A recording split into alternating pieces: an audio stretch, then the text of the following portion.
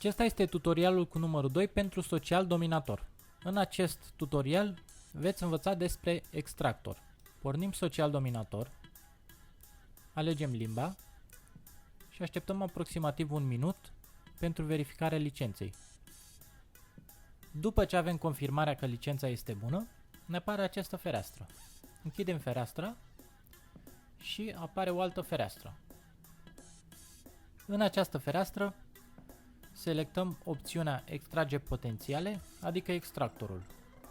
Este foarte recomandat să folosim aceste opțiuni doar pe rând, nu toate odată. Mai jos avem un buton operațiuni bonus. Nu uitați să trageți cu ochiul și la acest buton pentru că veți găsi operațiuni foarte importante.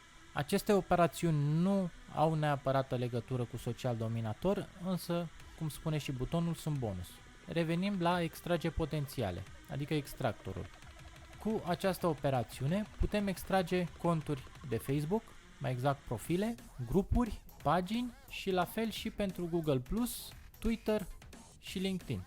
Dacă setăm toate aceste lucruri pe da, atunci softul va extrage din toate rețelele. Dar neapărat trebuie să existe conturi pentru rețele. Dacă avem decât cont de Facebook, punem setările decât pentru Facebook. Dacă avem decât conturi de Google, punem setările decât pentru Google.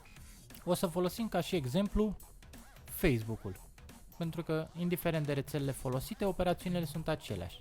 Primul lucru pe care nu trebuie să-l omitem este să adăugăm lista de conturi, acele conturi pe care le vom folosi la extragere. Selectăm lista de conturi de socializare, după care începem să alegem opțiuni. Dorim să extragem profile de Facebook?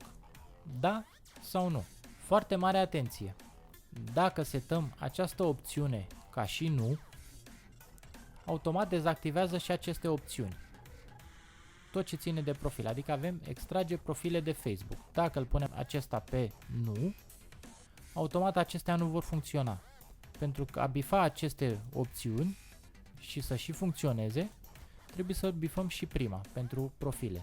Și avem și tipuri de extrageri. Extrage prieteni din recomandări, extrage prietenii prietenilor mei, extrage prietenii prietenilor prietenilor mei și extrage persoane din căutări. Numele sunt destul de evidente încât să știm ce face fiecare. O să folosim doar extrage persoane din căutări ca și exemplu. Pentru acest lucru trebuie să introducem cuvinte cheie, adică softul va căuta persoane care au în componența numelui cuvintele cheie pe care le folosim noi. Exemplu, Dorian, Alexandru și Ionuț. După cum se vede, aceste cuvinte sau sintagme cheie pot fi sintagme, să zicem Ionuț Popescu. Deci nu neapărat dintr-un cuvânt. Același lucru și pentru grupuri. Dorim să extragem grupuri, setăm pe da și scriem, să zicem, ajutor. Vom extrage toate grupurile cu ajutor. La fel putem folosi mai multe cuvinte cheie, nu există limită. Pentru pagini, la fel. Să zicem, găsim pagini imobiliare. Ca și exemplu. Pentru ce sunt aceste informații? Profilele vor fi folosite pentru a trimite cereri de prietenie. Grupurile vor fi folosite pentru a posta în ele, pentru a trimite cereri de a intra în acele grupuri și pentru a posta în ele.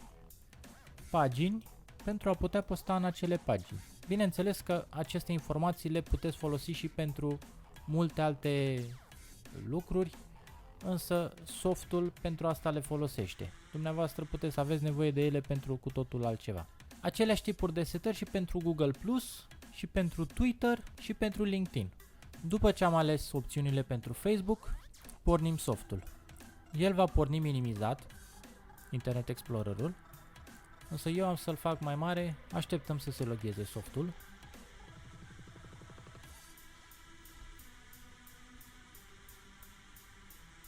S-a logat și acum începe să-mi caute persoane. După cum se vede, îmi caută persoane cu numele Ionuț. A terminat de extras persoane, acum extrage grupuri.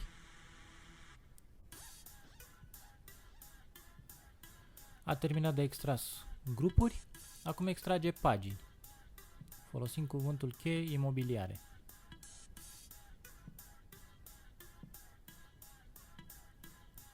După ce a terminat de extras și pagini, programul se oprește. Cam atât despre extractor. Următorul pas este să vedem unde a extras acele informații. După cum se vede, avem informațiile în folderul Social Dominator Setup din desktop. Avem în FB Friends, avem prietenii. Acestea sunt ID-urile de profile pe care le-a extras. În Groups avem linkurile exacte cu grupurile pe care le-a extras. Și în Pages, bineînțeles, avem paginile extrase.